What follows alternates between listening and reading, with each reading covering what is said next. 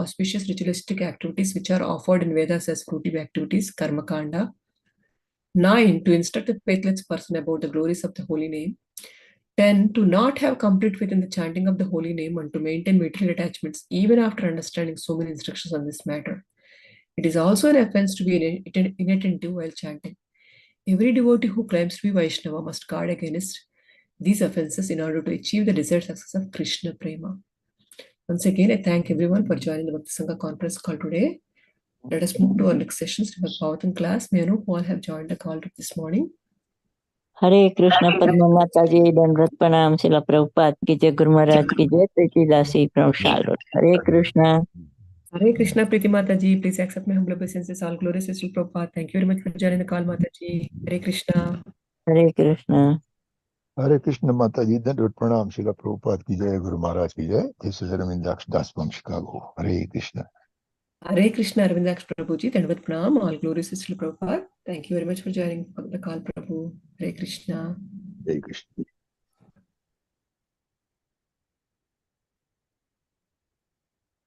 Hare Krishna Mataji, please accept my humble obeisances. All glories to Srila Prabhupada, Shri Guru and Shri Gauranga and all the assembled devotees. This is Yashamati Priya Devi Dasi from Chicago.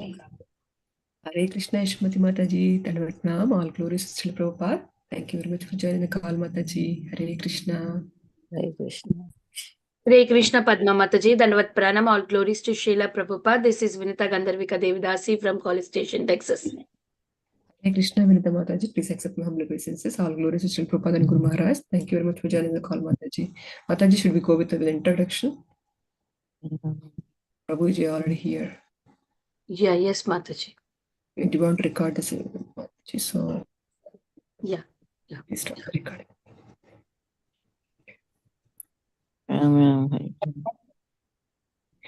Welcome to Bhakti Sangha conference call. Today we are fortunate to have Madana Gopala Das Prabhuji for enlightening us the topic of Srimad Bhagavatam, 7th canto, 8th chapter, 33 verse. Before giving the call to Prabhuji, I would like to give the call to Sureshashan Prabhuji to give brief introduction about the Prabhuji.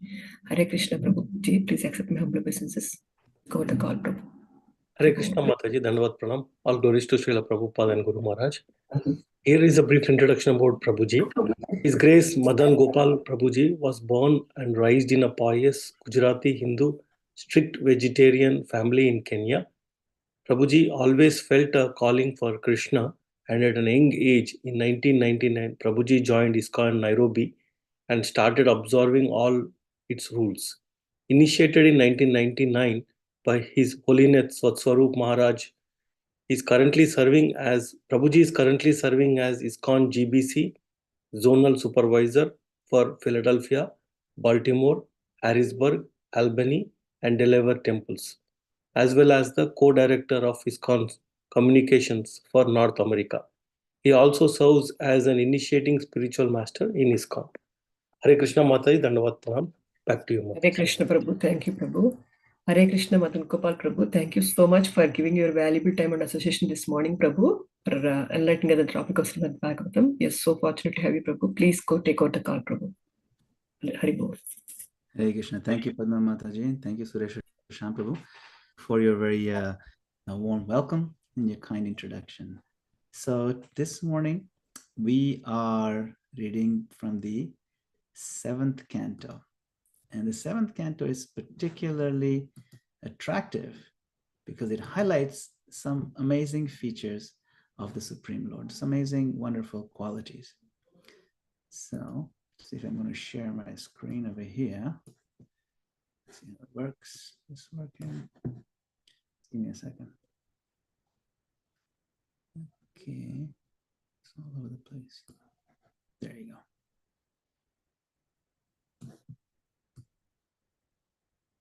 Okay, hopefully you can see my screen. I'll take it from Yes, there. Prabhuji, we can see. Okay. Om Namo Bhagavate Vasudevaya.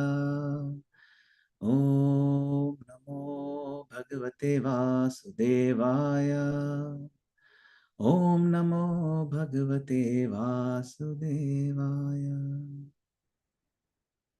Reading from Srimad Bhagavatam, Canto 7, Chapter 8, text number 33. Dyaustad satokshipta vimana saṅkula protsar patakshama chapada bhipidita shaila samutpe turamosharam hasa tattejasakam kakubho narejire. Might see a word here that you might recognize, vimana. Vimana means airplanes. Very interesting. Translation and purport by His Divine Grace A.C. Bhaktivedanta Swami Srila Prabhupada. Srila Prabhupada ki jai. Translation. Airplanes were thrown into outer space and the upper planetary system by the hair on Narasimhadev's head. Airplanes were thrown just by the hair.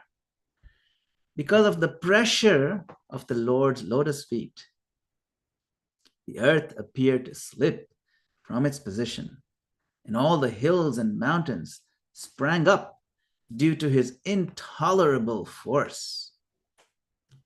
Because of the Lord's bodily effulgence, both the sky in all directions diminished in their natural illumination. So purport. That there were airplanes flying in the sky long, long ago can be understood from this verse.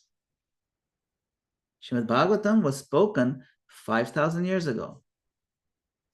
And the statements of this verse prove that the symptoms of a very advanced civilization then existed. Even in the upper planetary systems, as well as the lower planetary systems. Modern scientists and philosophers foolishly explain that there was no civilization prior to 3,000 years ago.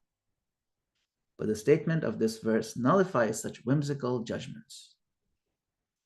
The Vedic civilization existed millions and millions of years ago. It existed since the creation of the universe. And it included arrangements all over the universe with all the modern amenities and even more. Om Ajnana-timirandhasya Jnananjana-shalakaya Chakshurunmilitam yena Tasmai Shri Gurave Namah.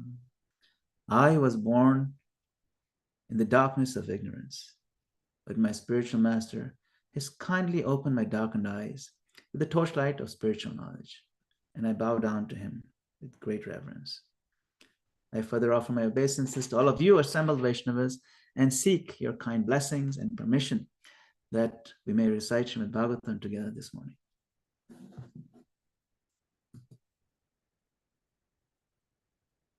So this amazing story of the protection of Prahlad Maharaj by the Supreme Lord Narasimhadev, it captures our hearts, captures our minds, our imagination.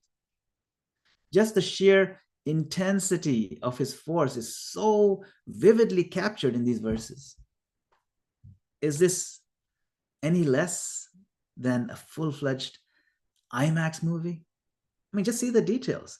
Airplanes were thrown into outer space and the upper planetary system by the hair on Narasimhadev's head.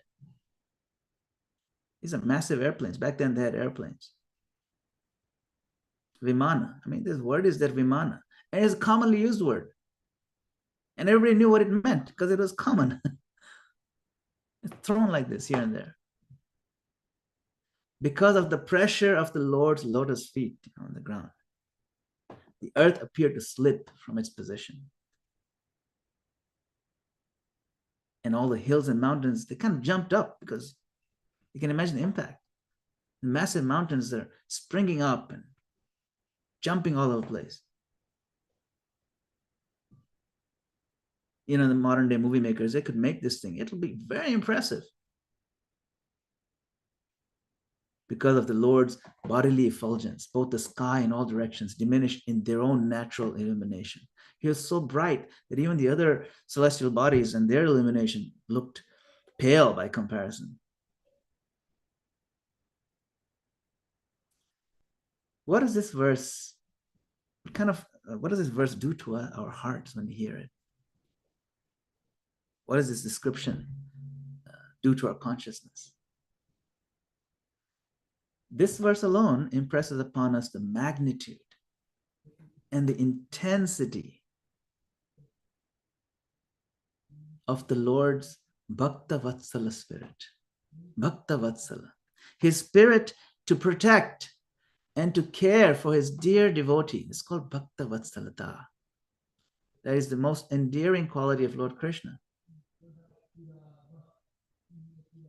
Just look at the mind-blowing cosmic pyrotechnics shown here. And you can imagine the sweet little 5-year-old Prahlad just humbly watching with amazement while all this is happening. This, my dear friends, is who the Lord is. When we fully surrender to him, he will literally move mountains for us in spectacular fashion. And what is this surrender? You know, we say surrender. What does this surrender mean? Surrender means we are telling the Lord, my dear Krishna, you please take over my life completely. I am yours. My dear Krishna, I am yours. That is called surrender. Until that point, Krishna does not interfere in our life, in our freedom to turn away from him. He is very eager for us to turn toward him, but he does not interfere in our freedom. He never takes away our freedom. But the moment we can thoroughly convince Krishna, my dear Lord, I am yours, Krishna. From that moment, he starts changing the trajectory of our lives, and to the degree that we allow him. To that degree, he will effect a positive transformation. That is nothing less than a miracle.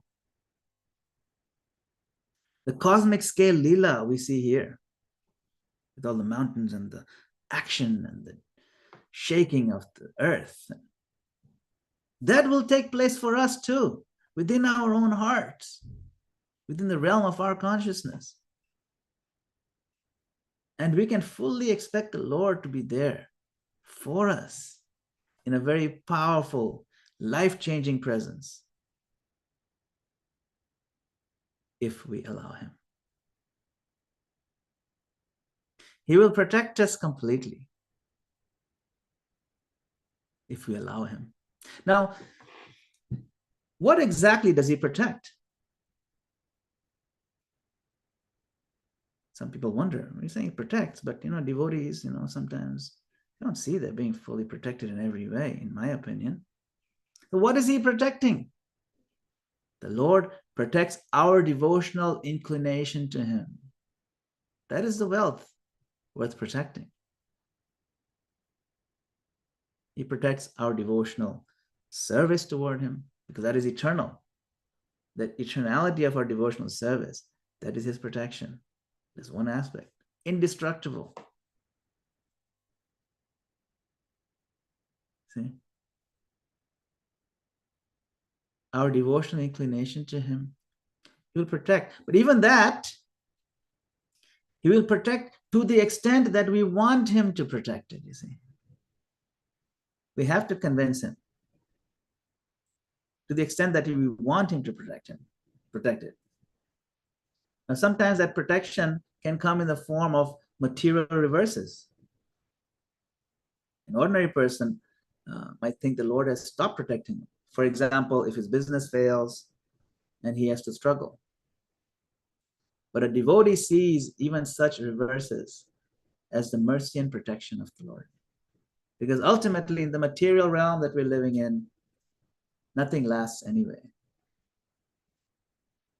So now the question may be asked, what will it take for us to get to the point of advancement at the level of Prahlad Maharaj, where then the Shingadev comes in our life at that level? That takes what we call surrender. And what is that surrender? There are 6 symptoms or 6 components of surrender. I'm sure you're famous, you know this very famous Bhagavad Gita verse. Sarvadharman parityajya mamekam sharanam vaja. Tam sarvapabhyo mokṣeshyami ma shucha. Very famous one. Krishna says, abandon all varieties of religion and just surrender unto me.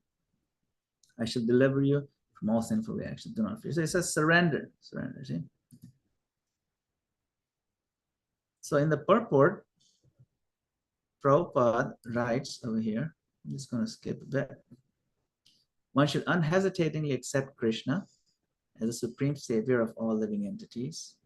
With faith and love, one should surrender unto him. The process of surrender to Krishna is described in the Hari Bhakti Vilas. ānukūlyasya saṅkalpaḥ, prātikūlyasya varjanam, rakṣiṣyatīti viśvāso, goptṛtve varaṇaṁ tathā, ātma-nikṣepa kārpaṇye, ṣaḍ-vidhā, śaraṇāgatiḥ. Shad means 6. The 6 aspects of śaraṇāgatiḥ, surrender. Because we want to know, we want to understand, how did Prahlad surrender? How do great devotees surrender? How can I today, in 2024, living in this modern world, modern time, surrender to Krishna? These principles of surrender are eternal, timeless, and relevant to everyone at every single moment. How do we apply these surrender principles? What do they mean? So, this is, in summary, what that surrender means. According to devotional process, one should simply accept such religious principles that would lead ultimately to devotional service of the Lord. So, anything that leads to Krishna consciousness, you accept it. It's one aspect. Anything that does not lead to professional stage of Krishna consciousness should be avoided. That's the second one. Anything comes in the way that blocks our Krishna consciousness, we should avoid it. Third, we should be confident that in all circumstances, Krishna will protect him from all difficulties.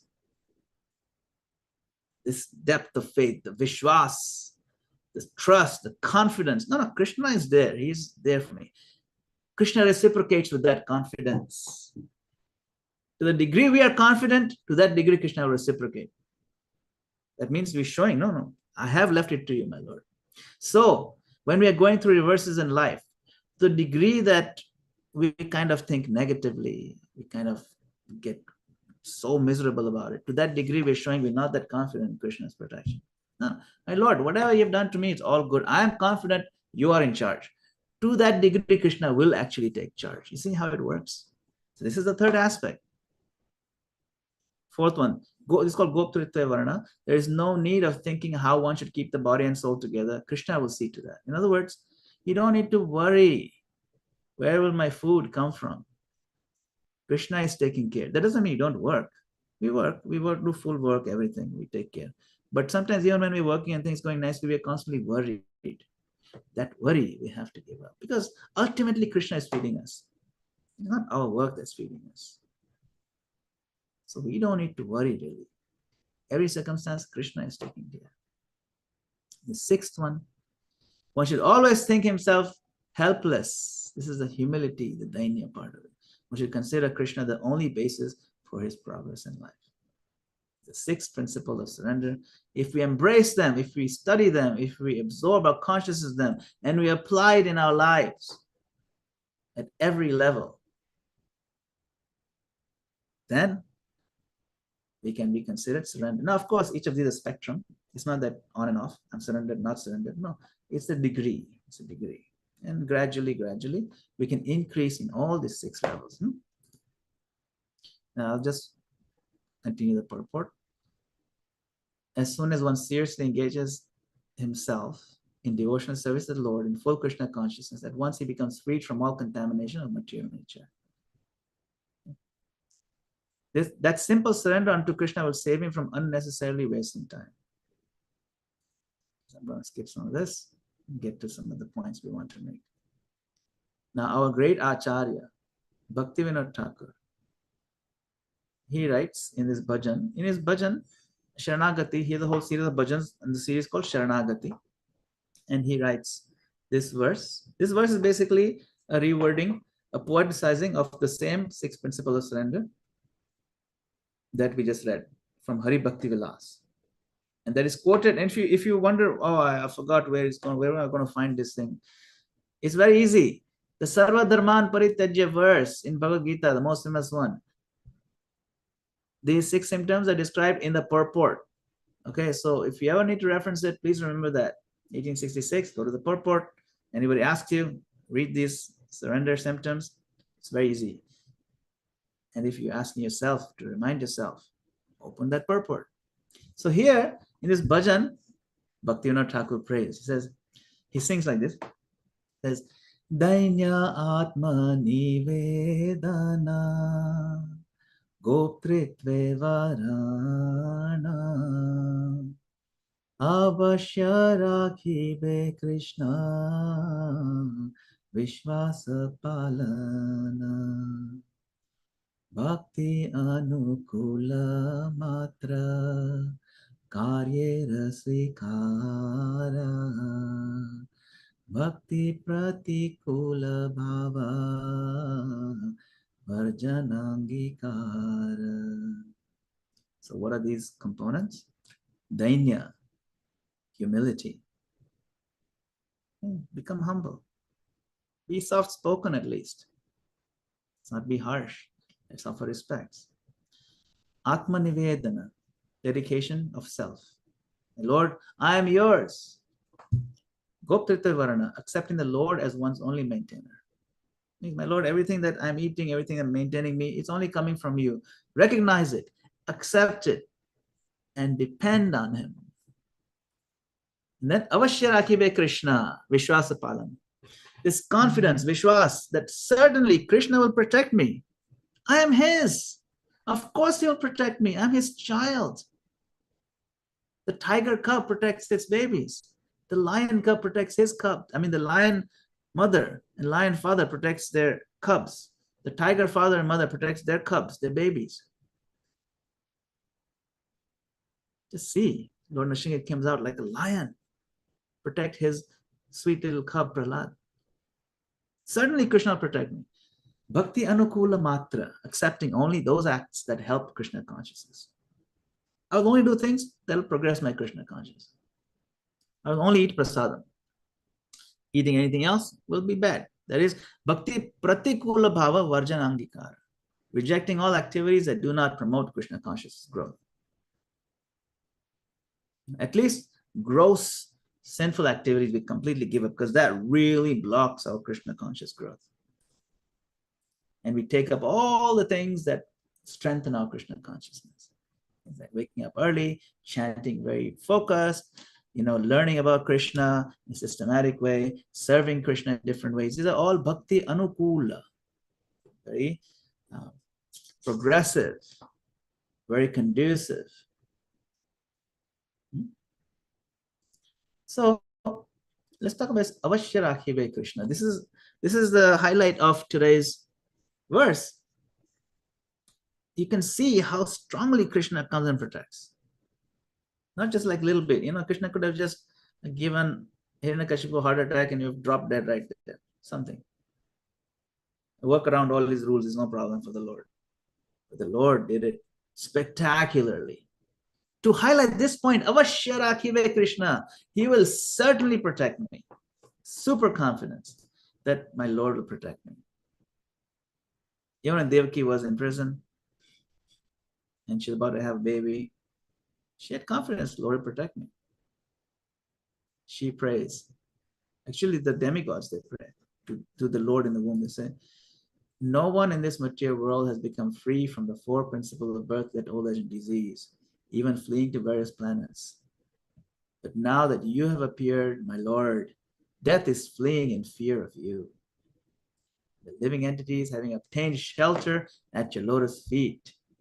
by your mercy, are sleeping in full mental peace. We lose our sleep because we are so stressed out.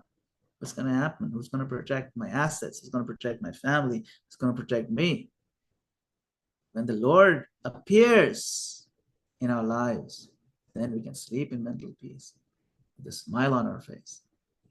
Wake up with a smile on our face, and we'll smile in the face of the ups and downs of life, because Krishna is there. There is a confidence. You know, this is Shukadeva Goswami speaking to Parikshit Maharaj. The prayer goes like this by Parikshit Maharaj. Oh Brahmanas, just accept me as a completely surrendered soul, and let Mother Ganges, the representative of the Lord, also accept me in that way. For I have already taken the lotus feet of the Lord into my heart. See, this is that surrender. He knows he's going to die. He's not crying about that, my Lord, save me. No, no, no. See, all our bodies are going to die. That is not the protection we're talking about. He's saying, accept me as a completely surrendered soul. And Mother Ganga is the representative of the Lord. Please let her also accept me into the fold of the lotus feet of the Lord. Right? I've taken the feet of the Lord in my heart. Now it doesn't matter anymore. He says, let the snake bird, or whatever magical thing the Brahmana created, bite me at once. I only desire that you all continue singing the deeds of Lord Vishnu. You all continue. I am fully confident. And it happened. And he went back to God. His divine grace, Abhay Charanaravind, the Bhakti Vedanta Swami Prabhupada. When he boarded that ship, it wasn't completely clear who's going to be on the other side when he gets there. He didn't even get on a plane. It was a ship. It wasn't even a passenger ship. It wasn't like a cruise ship or something. It was a cargo ship with boxes all around him. Not particularly comfortable. With 2 heart attacks on the way. But even when he landed, he said, when I landed, I didn't even know whether to turn left or right. It was in that situation.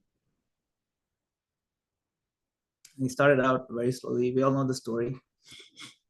He says, surrender. Why? Avashyarakive Krishna. Krishna will certainly protect me. And just look at the miracle he did because of him, because of his confidence. Avashyarakive Krishna. And he knew whatever food I need to eat, Krishna will provide.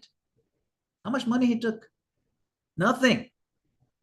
The 40 rupees he took from India to US, he didn't convert it when he landed here in the US. Nobody would take his rupees anyway. He had no money. The first dollars he collected was in the book distribution on the ship to the captain. You know, amazing. Avashyarakive Krishna, viśvāso.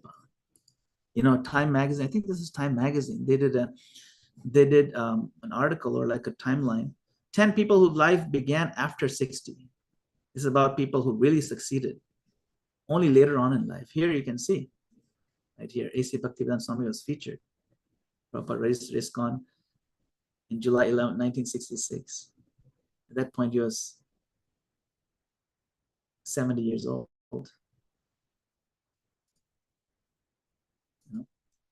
It's a question. We are reading here that Krishna takes care of fully surrendered soul, but I don't think I can surrender immediately 100%. In my case, this modern day me, why should Krishna take care of me? I'm not 100% surrendered. It's a good question. Something to think about. That Krishna is very kind. He's looking for ways. You don't need to be 100%. You just need to show that you're interested, and he will help. He always does. He is eager for our progress. He wants us to succeed. Our problem is we don't want to succeed. We are not afraid of failure. Our mind is afraid of success in Krishna consciousness because the mind is too attached to material pettiness. But Krishna wants us to succeed, and he helps us certainly at every step in our attempts at coming to him. He is so beautifully kind. He gives inspirations in our heart, different, soft, gentle, powerful inspiration, because he's living in our heart. But he never forces. That is also his kindness. We should not take advantage of his kindness, because then we're just destroying our own good fortune. Let's take full advantage of his kindness in one sense, that surrender unto him. And he sends help and support through other devotees. So if I'm not fully 100% in surrender, how can I gradually become? He said gradually. So they have this training, how they train these dolphins. When they show this dolphin, the guy puts a stick up like this and dolphins jump over the stick. This doesn't happen on day one. You just put a stick, dolphin jump. No, they train. So first he puts the stick underwater or just at the surface of the water, and he tells, okay, come now. And they try, and then they swim over the stick. If they swim over the stick in a straight line, they get a little treat. Then they realize, oh, this is what I'm supposed to do. Then he raises the stick a little bit, and then practice a few more times, 10 times, 20 times. And they realize, oh, this is good. Then when he raises it higher, it's hard for the dolphins to jump over, but they practice and they get better and better. So gradually, you reach to the point where it's nothing at all. It's very easy, very natural for dolphins to do this. But similarly, we can also train ourselves gradually. Do a little bit at a time. That's what progress is. Progress means a little bit at a time, positive, progressive growth in our Krishna consciousness.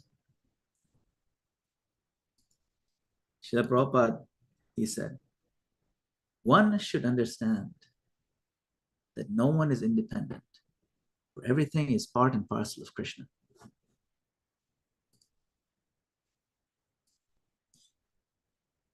And is acting and moving by the supreme desire of Krishna.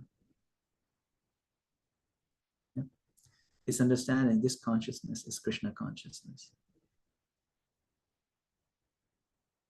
He was saying this at the very end of his life. There's actually a video of him where he is lying on the bed. He's very emaciated, but he's still pushing out these words of wisdom very softly. There's a video, you've seen that video. Jayadvaita Swami is holding the microphone in Prabhupada's mouth and capturing every word. One should understand that no one is independent, for everything is part and parcel of Krishna and is acting and moving by the supreme desire of Krishna. This understanding, this consciousness is Krishna consciousness. When we understand that, we will surrender. When we understand that, we will know what to do. When we understand that, we will not be confused anymore. What is Krishna consciousness? Who is Krishna? Why we should surrender to him? Krishna's pastimes are divine. His pastimes in the 7th canto that we're studying right now, they're incredibly inspiring, hope-giving, and they break a lot of stereotypes.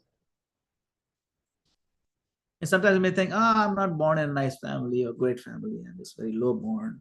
I'm not particularly good-hearted. My parents are bad. My family situation is awful. This, that. Prahlad was born as a rakṣiṣya. His parental situation was also pretty bad. His family was not supportive of his Krishna consciousness. Hiranyakashipu, his own father, tried to have him murdered in so many different ways. But he was surrendered. And he fully embodied, fully embraced all 6 symptoms of surrender. Avashya rakhive Krishna, viśvāso palan. So when we worry,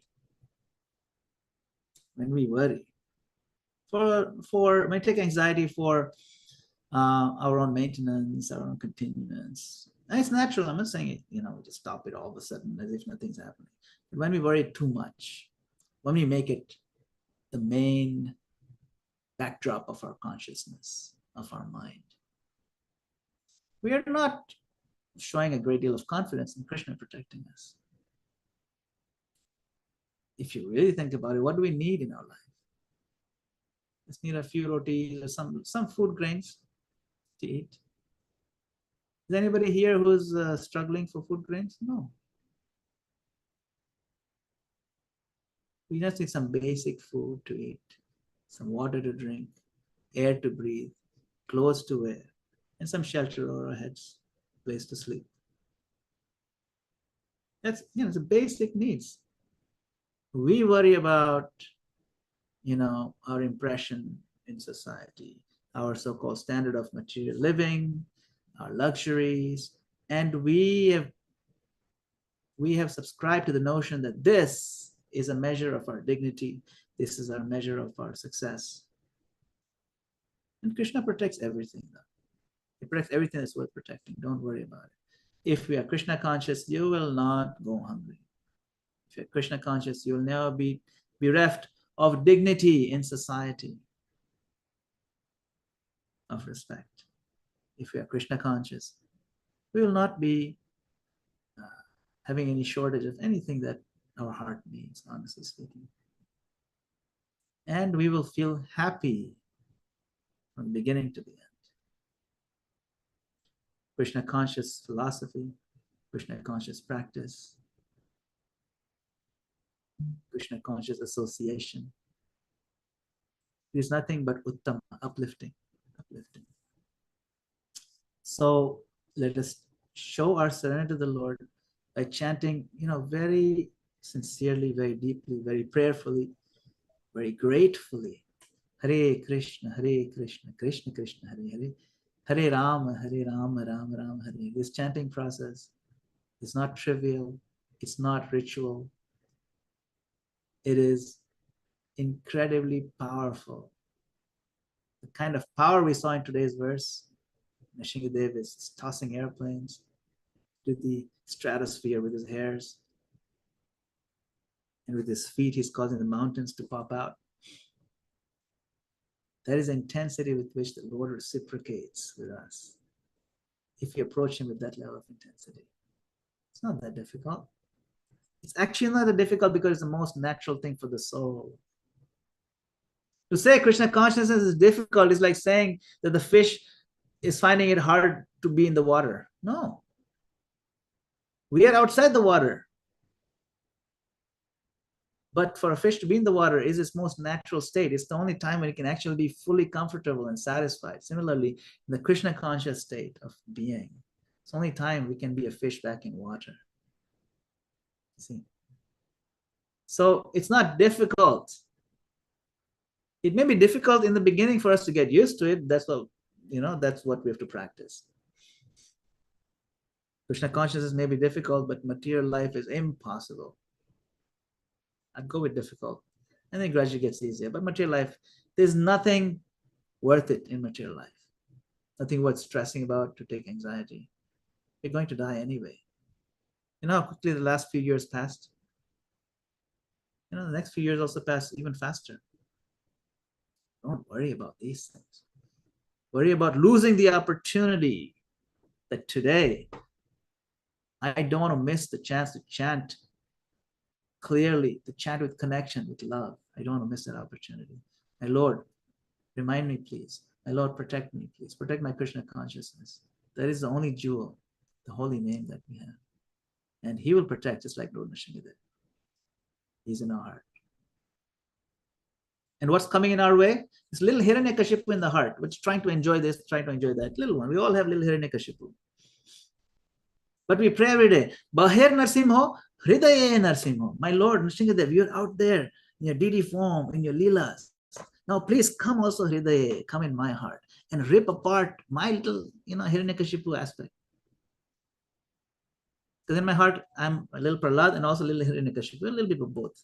You please come and then kill that Hiranyakashipu piece. Rip it apart. Rip apart my selfishness, my lust, greed, anger, envy. Please just cleanse me of that.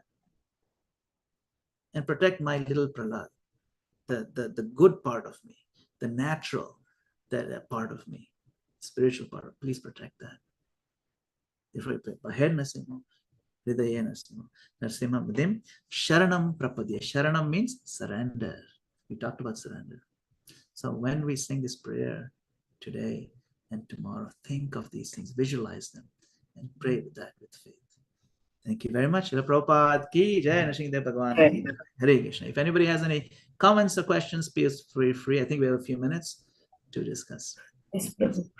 Hare Krishna, Prabhu. Thank you so much, Prabhu. The main theme which I got is that surrender. When you surrender to Krishna, fully, he will take care of you. There is nothing to worry. And then it is like 6 different ways that you can surrender. Also, he talked about.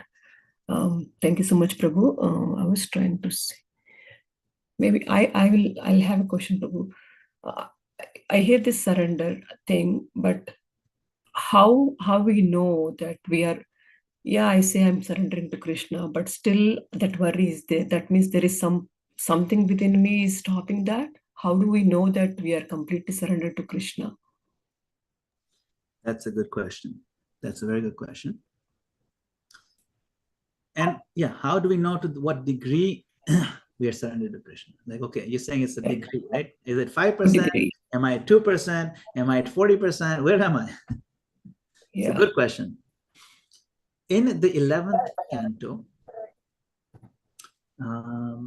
there is a verse.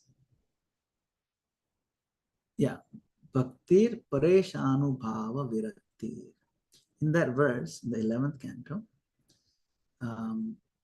the way to measure our surrender, our progress is given. That 2 things happen, Pareshanubhava and Virakti. We experience Krishna's presence in our lives more and more. Everybody has experienced it, undoubtedly. In whatever different ways, we see Krishna's hand in our life, moving our life this way. We experience Krishna when we take darshan. Sometimes we are chanting in kirtan, we experience his presence. So many, reading a book and you get a realization, wow, this is Krishna is present, right? We experience that. Nobody here can deny it. So we experience that more and more. To that degree, we can measure, compared to 10 years ago, I'm experiencing Krishna's hand more now. So that's one way of measuring. Bhakti, Pareshanubhava, Paresha means the Lord, Anubhav, experience. And then Virakti. Virakti, like you mentioned exactly, Virakti means detachment from things that are not worth worrying about. You see? So that again is spectrum. Things that we used to worry about some years ago before we took up Krishna consciousness or before we became very serious, we don't worry about them so much. We do. Some worries do come because it's a spectrum, remember. So if you're at 5%, then 95% worry will be there. But at least it's not 100% anymore. Now we can breathe 5%. We can put it down. You see, when I'm holding a glass, you can hold it for 10 minutes, 15 minutes, no problem. But if you have to hold it for 45 minutes, 2 hours, your arm will not be able to hold it anymore. But Krishna consciousness gives us opportunity even for a few minutes to put down the glass and turn to the Lord. It gives us relief from the stress. Even at least for a short time, it gives relief. Then you pick it up again. It's not so bad now. I'm worrying. Worry is still there. The weight is still there. Until we learn to give that cup completely to Krishna. Let him, you hold it, Prabhu. You take care of it. Tension is not mine. You see? Why we're stressed out? Because we're still thinking on a temporary platform. But the Krishna conscious process is so nice. Even that 2 minutes of relief is very uplifting. You see? And it can breathe. We can be ourselves. And then as we practice more and more, we put down the glass longer and longer periods. You see? Until we can learn to forget it all day long. It's Krishna conscious there. Doesn't mean we act foolishly. Doesn't mean we don't lose. Doesn't mean we lose our focus. Doesn't mean we don't do our thing properly. No, we work sharply, intelligently. We will not let people cheat us from our money or whatever. That will remain. But we don't stress. We are not in anxiety. Will I get the proper respect? Will I get the proper recognition? What about this thing, this material situation? Will I succeed? If I don't, it'll be the end of my life. No. These things don't matter so much. Ultimately, they're utterly inconsequential. If we have to worry, if you have to have anxiety, let it be out of love for the Lord. My Lord, I'm worried. Today I have to make sure that I offer you something. I'm going to offer you some food. Now, it was hard for me to cook, but I'm feeling anxious. But at least please accept these nuts or whatever. That anxiety is nice because Krishna is in the center of it. Anxiety itself is not a bad thing. But if you're anxious and worried about our own selfish, petty, useless, inconsequential things, that is what needs to be put down. Hare Krishna.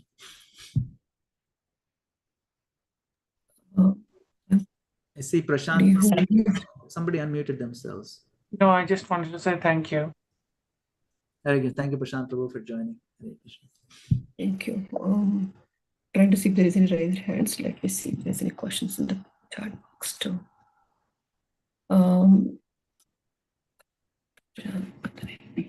Akshara Prabhu wants to say something. Hare Yeah. Krishna, Prabhu Dandavat Pranam. Hare Krishna. So, like you said, the same thing happens to me when I'm like fully ashrit, fully dependent, like surrendered on God. Okay, I don't know nothing about this. You just take care of it anyhow, whichever way you want to do. I'm not responsible for this. And then, but again, after some time, maybe due to modes of material nature, there is that bhav comes that like we start to, you know, contemplate on, okay, is he gonna work on it? What's gonna happen? We are anticipating the consequences and getting anxiety and eagerness, you know, to know the future. So why is that? So when we are fully dependent, it means that we are not fully dependent, right? Yes, that's all it means. But it's fine. We should not also be too harsh on ourselves. Oh, I'm not 100% yet. You know how we sometimes tell, hey, you got 99% in test. Why didn't you get 100%? You know, it's okay. We move at our own pace. We have to try. We will, like I said, as we move in Krishna consciousness, we will learn to evaluate our progress. We will learn. So why is there a room for doubt, Prabhu? Like we know that man proposes, God disposes. Then why is there a small room for doubt left still? Yeah, our doubting is because we don't have this full strength of faith.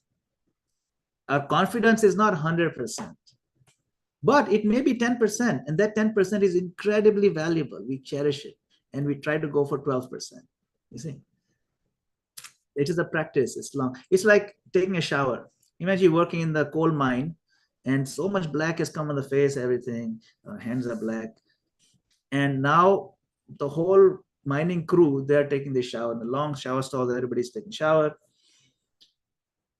Now, sometimes it takes so long to scrub it. It's a 20-minute shower you need, okay, to really look. Now, within the first 30 seconds, you keep looking in the mirror. Why this whole process is useless? Shower only is used. No. Keep showering. This is the only way it's going to happen. You see, we can't judge somebody. Hey, your face is still black in the shower. What kind of shower? What kind of shower are you doing? No. It takes time. There are two factors here. How dirty is my face to begin with, and how intensely am I scrubbing in the shower? If my face is very dirty, right, then it's a bit take longer. But if I'm doing very intensely my Krishna conscious practice, then my confidence moves very quickly, and the doubts are erased. There's always room for doubt because there's always a little bit dirt left. But if you do thorough job of Krishna conscious practice, of learning to give more to Krishna, in the sense, unload our tensions, our stresses, give more of it to Krishna. This is yours, my Lord, in a real practical way. Then we'll go from 10% to 12% to 20%. It is a gradual process. And if we are not patient, that lack of patience will also slow us down, right?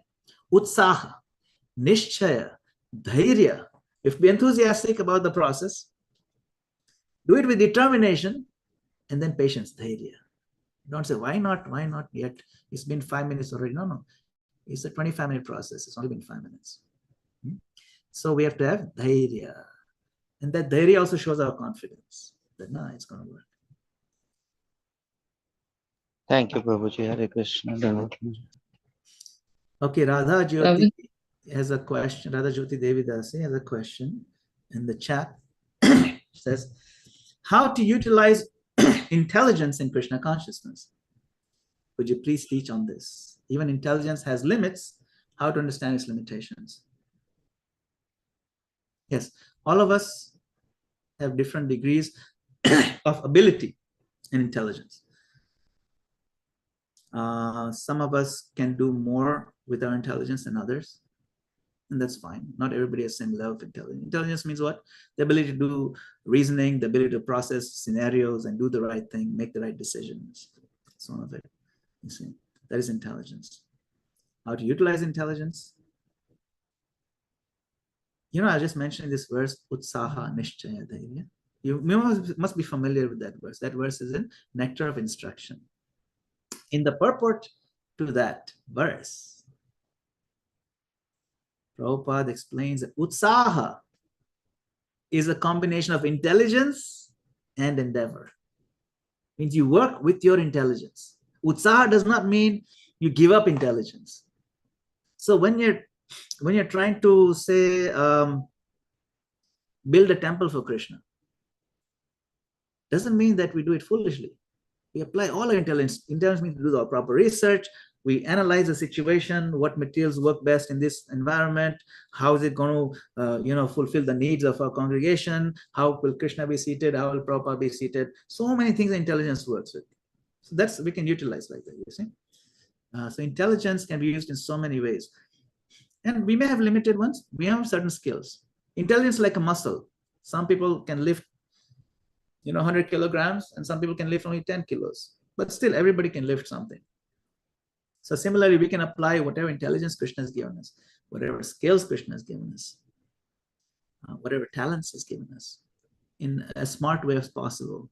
And if we don't have, say, Prabhupada said, if you don't have any common, so he said, use your common sense as intelligence. And if you don't have any common sense, then ask somebody. It's okay. We are not all experts in every field. We may have intelligence in a particular field, and we should use that in Krishna consciousness. And we can understand its limitations, just like we understand that I cannot do more than 10 kilos. But if I practice some more, maybe tomorrow I can do 11. And when muscles get big, I can at some point do 100. We know our intelligence also develops too. It's not that we have limitations. We can always move. We can develop. You see? So there's, in one sense, Krishna empowers our intelligence too. So we just use it, whatever He's given us. All right. Yes. Okay. Now, Lalita and Dinabandhu Gurudas. Yeah, Mataji is saying that please accept humble obeisances. All glories to Srila Prabhupada. All glories to the Association of Surrendered Devotees. We so much appreciate your presentation of Lord Nrsimhadev's kindness and mercy on us. All mercy on us all, no matter where we are in our Krishna consciousness, we feel so encouraged and strengthened. Prabhu. Hare Krishna. Thank you so much. Hare Krishna. Thank you for kind words. Maybe Mataji, how to remain in sattva-guṇa throughout the day? Can we fight the material modes of nature through the day? Yes. Very good question. Very good question. I'll give you an example. So first of all, sattva-guṇa means a mode of goodness. There are three modes. For those of you who may not be aware. Three modes they have powerful influence on how we operate. So mode of goodness, mode of passion, mode of ignorance. So goodness is the highest one, and that is a platform by which we can think clearly, we can be sober, we can be intelligent, and we can serve the Lord with cleanliness and purity. That's the mode of goodness. Mode of passion is an intense desire to enjoy, and it's a very active mode. The mode of ignorance is basically desire to be inactive and to just kind of sleep mostly, or even sometimes do destructive things, it's dark things, rotten things. These are all elements of ignorance. We want to stay above passion and ignorance. We want to stay in the mode of goodness as much as possible, because then Krishna consciousness can be executed with more effectiveness. Because knowledge is dependent on mode of goodness. In the mode of passion and ignorance, knowledge does not take place very easily. When I say knowledge, I mean transcendental spiritual knowledge. That requires mode of goodness. So now how can we remain throughout the day in mode of goodness? So like I said earlier, is practice, practice, practice. Now, how do I start adding more mode of goodness in my life? So there's a verse that says, ahara shuddho sattva-shuddhi. That we start by what we eat. Sattva-shuddhi, we want the purification in the mode of sattva. We start with ahar. That's the starting point. What we eat, what we consume. So we only eat prasādam. Prasādam means what is offered to Krishna. And we only offer to Krishna what is offerable to him. And what is offerable to him is mode of goodness foods. Mode of goodness food is described in the Gita. Food that is fresh, food that extends your lifespan, food that gives you mental clarity. those kind of things. Sattvic food means, that's well defined in Ayurvedas and in other scriptures. Sattvic food, vegetarian and things like that, but not stale, not tasteless, not too hot, not too spicy. So many things. Not too much salt. Goodness. Ahar. That is just one aspect of ahar. Another aspect of ahar is what we consume through our eyes and ears, because that is also a kind of food. You see, we may think, yeah, I'm eating prasad, but I'm watching so many different videos of different messages and different images. Those create impressions in our consciousness. What we read, what we talk about, what we hear, what we watch on videos, and who we associate. These are all different forms of ahar that affect us. So if the more we shift the ratio of the ahar to be sattvic or super sattvic means viśvāso sattva-guṇa. Viśvāso sattva means what? Means it is saturated with Krishna consciousness. It is a pure goodness. If Krishna is in the center of it, we take that ahar in a pure way. When we hear from devotees who are themselves progressive, who are themselves in the mode of goodness, it has that effect on us. When we spend time with Gomata, the cow is in the mode of goodness. If we are fortunate enough to touch Gomata or spend some time, even once, twice a year, if you do every day, if you're lucky, that's the best. But sometimes even just thinking of Gomata, how beautiful she is, that affects us in a sattvic way. Sitting near Tulsi Devi, bowing down to her, that is affect us sattvic. So a question, how to remain sattva-guṇa throughout the day? There are different ways. We hear some nice bhajan, Krishna's kirtan. We hear the message of Krishna Katha. We think of Tulsi Devi, Gomata, maybe get their association whenever possible. So many aspects will keep us in sattva-guṇa. You see? All right. Hemi Mataji, thank you for your questions. Very nice. Hare Krishna Prabhu, I see that Karpagavalli Mataji has a question. Mataji, go ahead and ask your question, Mataji. Hare Krishna, Dandavat Pranam, Prabhuji. Prabhuji, I want you to again explain that 6 surrender points, Prabhuji. Kindly tell me, Prabhuji. Yes, to summarize the 6 points of surrender? Yes.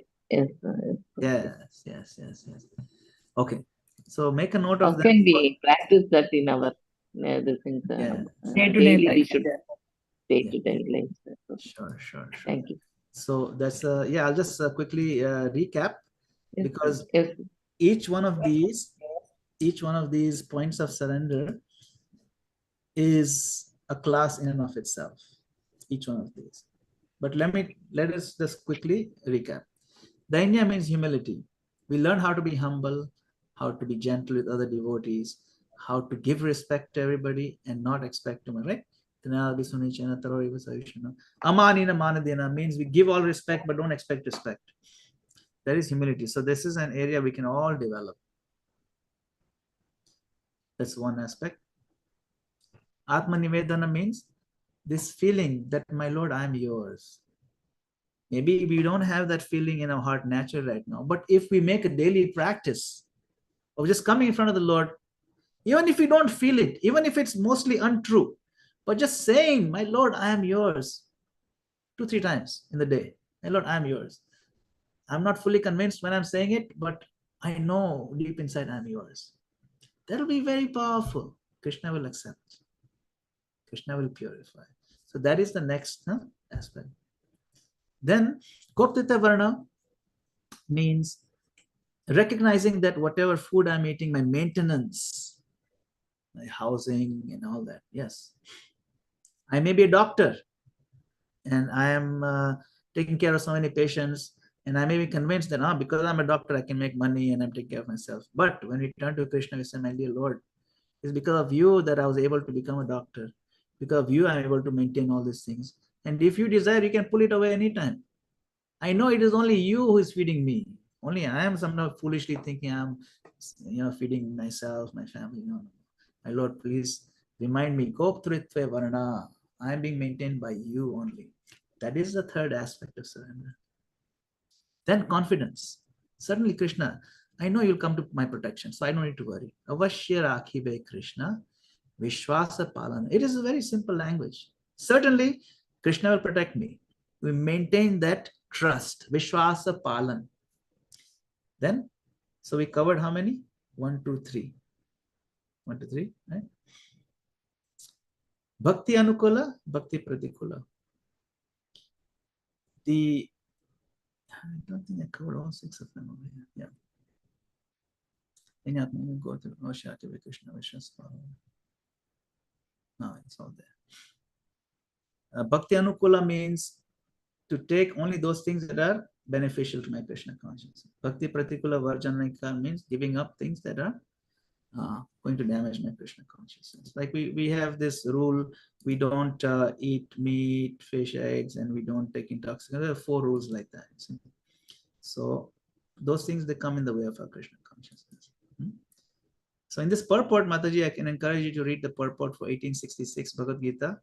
Read it several times. All 6 points explained very nicely. Okay. Thank you, Prabhuji. Hare Krishna. Is there any other questions? I see There's one more raised hand.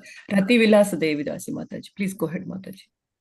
Hare Krishna, Prabhuji. Please accept my humble obeisances. I have a question. Like sometimes our intellect knows that this is not right. Like say, suppose anger. We know in certain cases it is not good, but still we do it out of our I don't know if instinct is a word, because Prabhupada says there is no instinct, but like out of our sanskar or whatever. So how do we control and how to pacify ourselves even if we do anger? Then because sometimes I say maybe I'm not there yet, but that cannot be excuse always, right, Prabhuji? So how to come out of that? Like how to stop acting from your old sanskar and cultivate something new, because your intellect knows that that is not right, but you still do it out of your habit. Yes. That is the predicament of all of us in the conditioned state. We are conditioned. Like you said, instinct. It's not really instinct, it is conditioning. Conditioning, you can call it as a kind of instinct only. You might have heard there's a Russian behavioral scientist by the name of Pavlov. And Pavlov, he studied conditioning in dogs. That he would feed the dog or put food in front of the dog and the dog would salivate. So he did experiments. First, he would ring a bell, nothing, dog wouldn't do anything, he won't salivate. Then he started giving the food, and at the same time he gave the food, he rang the bell. He did that for many, many times. Every time he put the food, the dog, and rang the bell, then dog would salivate. Then what happened, he stopped giving the food, he would just ring the bell, but because the dog connected the food and the bell, it realized bell means food is coming, so he starts salivating. Bell made the dog salivate. That is called conditioning. Conditioning means he's acting unnaturally. Now, why are you salivating? It's only a bell, it's not food. But we have made that connection. So similarly, we are conditioned to think this is worth getting all worked up about. This is worth getting all emotional about. We are conditioned. So at least in theory, if we can pull ourselves out from the situation and realize, I'm just like a dog who's salivating with the bell. Why am I getting angry about things that is utterly inconsequential? Now, yes, you're saying intellectually I know all this, but when rubber meets the road, the anger, it loses it. That is called conditioning. The dog may intellectually know there's no food coming, but he can't stop salivating. So we are not dogs. We can practice to come out, and then we can pause. Oh no, now it's not worth getting angry. Maybe I should. And then when you keep reflecting more and more, next time it happens, your intelligence will remind you, this time don't be that angry. Cool it down a little bit. Take off the edge. Take off some of the edge. If we cannot completely stop being angry, at least take off some of the edge. Be a little bit nicer. Keep it shorter. And also, what are we getting angry about? Usually something that's not worth getting angry about. Usually, So, yeah, but sometimes, Prabhuji, like people, I mean, I know maybe that is again my conditioning, that if I don't get angry, say suppose kids, they won't listen, right? When you say nicely, but when you get angry, then that's how they listen. Okay, so that is different because you don't get angry. you display anger. Those are two different things. See, kids won't listen unless you display anger. Doesn't mean you got angry. That is just a show you have to do to get kids in line. That's fine. Okay. You know what I'm saying? To get angry and to show anger are two different things completely. If your job is a teacher, or job is a parent, you know. And then we have to realize that, maybe we should do something. Let's try some other way sometime to discipline or to straighten them out. See, children don't listen to what we say anyway. They don't listen to what we say, but they watch carefully what we do. And if we are happy about certain things repeatedly in front of them, they will gradually also be happy. Then it's not easy. Parenting is not easy. I also have a child. It hasn't been easy. Of course, he's all grown up now. He's turning 22 this year. He's already graduated from college this year. But I remember it wasn't easy all the time. So parenting, raising children, taking care of them, we do get angry sometimes. But if we follow the proper system of parenting according to Vedic system, it's a very simple system. And if we also try to embody more and more, like the Mataji was asking about, increasing more of goodness, then naturally the anger will subside and we won't be truly angry, because true anger shakes us, makes us all, red eyes, and it changes our conscience. We lose our intelligence. Not that level of anger. You show it, it's okay. Prabhupada says it's fine. Children, you don't hit them, but you show the stick. Never hit, but you can show the stick sometimes. Or you can just say, hey, come on. That's okay. This is a very complicated, deep question. It can be discussed for many hours, but this is just like Prabhu. Thank you so much. Thank you. Hare Krishna, Prabhu. Thank you so much, Prabhu. I'm trying to see if there is any raised hands. No. No, not. Let me see in the chat box if there is anything. I don't see anything in the chat box also, Prabhu. Yeah, no, this is good. What time did we go until? I think we've gone quite a bit, right? It's an hour. Yeah. This is good, Prabhu. We can go a little bit also. That's fine. Yes. I think if you I don't want to thank you all very much, first of all, for this opportunity. Mataji, wait, Gail. Prabhu. Hare Krishna, Gail Mataji. I was wondering where Gail is. Yeah, Hare Krishna, Prabhu. Sorry for the delayed reaction, but I was just wondering if I should even ask this question, since it's a little bit tangential. We're talking about we were talking about the fact that, there is no such thing as instinct. And you said that the real instinct is our conditioning. So I was thinking about the instinct that we ascribe to, like, the animal species. Like, for example, a bird knows, quote unquote, instinctively how to create a nest. Yeah, animals have instincts for sure. There's no doubt about it. And those instincts are actually the super soul working in their hearts. The super soul. Oh, that's exactly what I was going to ask you. Is what we call instinct in animals, is that actually more accurately described as the super soul giving direction? 100%. 100%. The super soul gives direction. He directs all living entities. And so since I'm sorry, so since super soul is giving direction to animals, we talk about that small voice, that we should not ignore that small voice.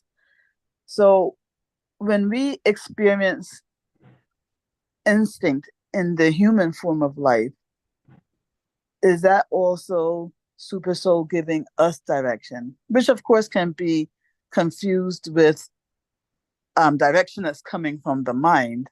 But good question. Let me see if I can address it. Let me see if I can first take it apart a bit. Okay, so when you said when we experience instinct, what I experience as what I call my instinct or drive or inclination to do a certain thing a certain way, maybe different from my own. Say I have a twin brother, for example, he may do this, have a whole different instinct in the same scenario. So how do we know which is the proper instinct? Also, there is such a thing as lower instinct and higher instincts. There's a lower nature and higher nature, and both pull on us. Our conditioned nature that wants to enjoy matter also is natural. It's a natural pull. We can see that as instinct. you know. So there are lower instincts and higher instincts. We have to learn to differentiate. How do we learn to differentiate? We learn to differentiate by understanding Krishna's teaching. That's why he also comes as Guru.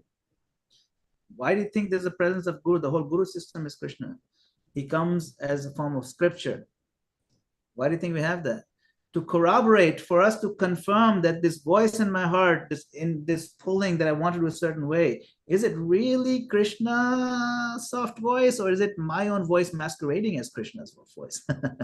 You see, so if I don't know how to differentiate, and we usually don't actually, sometimes get very clear, no, this is the good thing, very clear, certainly this is the higher thing. But some cases it may not be, in which case then we consult with the scripture and we consult with the Guru and sadhus, Guru, Sadhu, Shastra.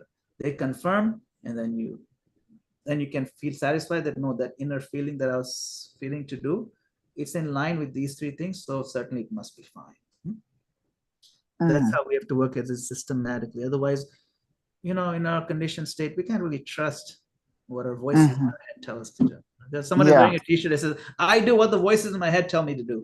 The funny t-shirt, but a lot of us kind of operate on that level, so.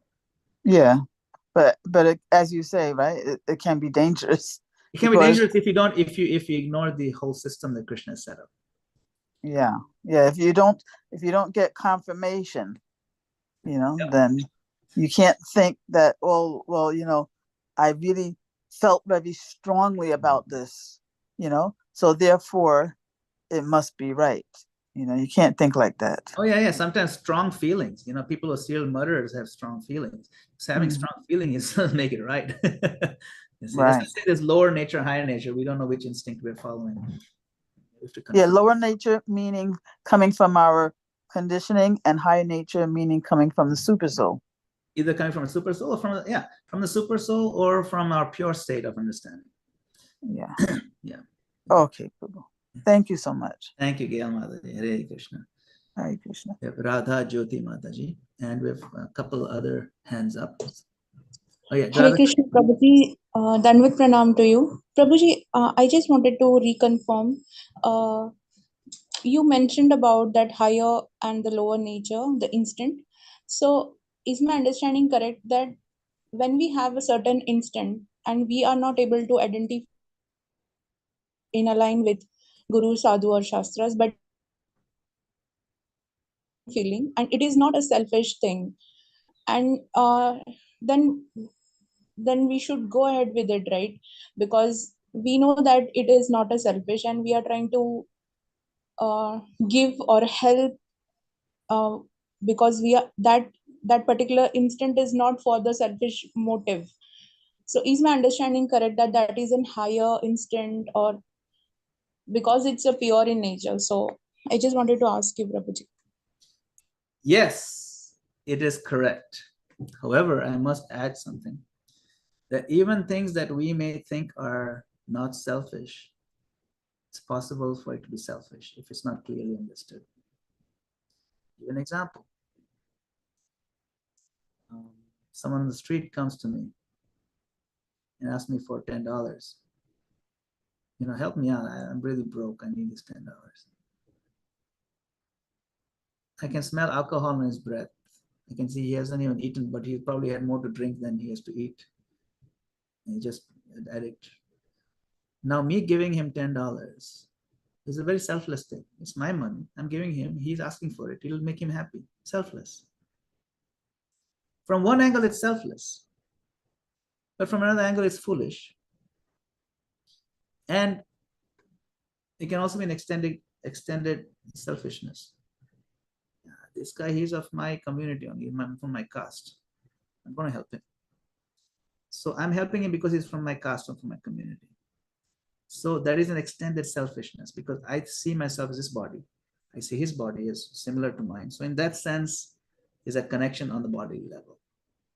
And the act itself may appear to be selfless on a certain level, but in reality, it's not.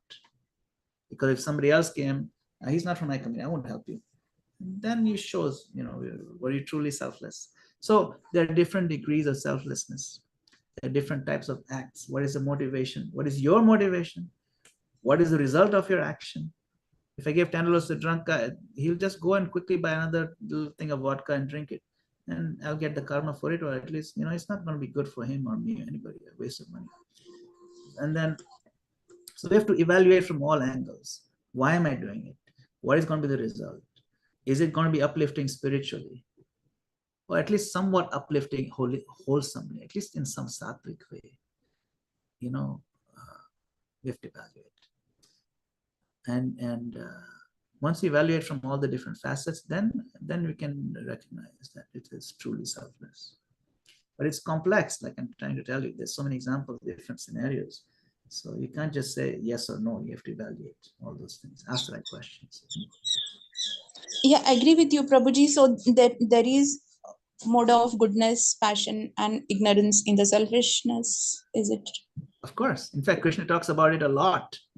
Yes. Read the later Thank chapters. You, Yeah, read yes, the later Prabhuji. chapters. He says charity in mode of goodness, charity in mode of passion. Charity means Yes, a selfless act, right? If you read those, you'll see. All right? Yes.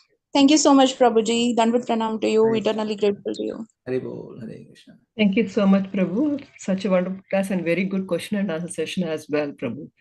And it's simple, but the topic of surrender and then 6 ways we can surrender to God. Thank you so much, Prabhu.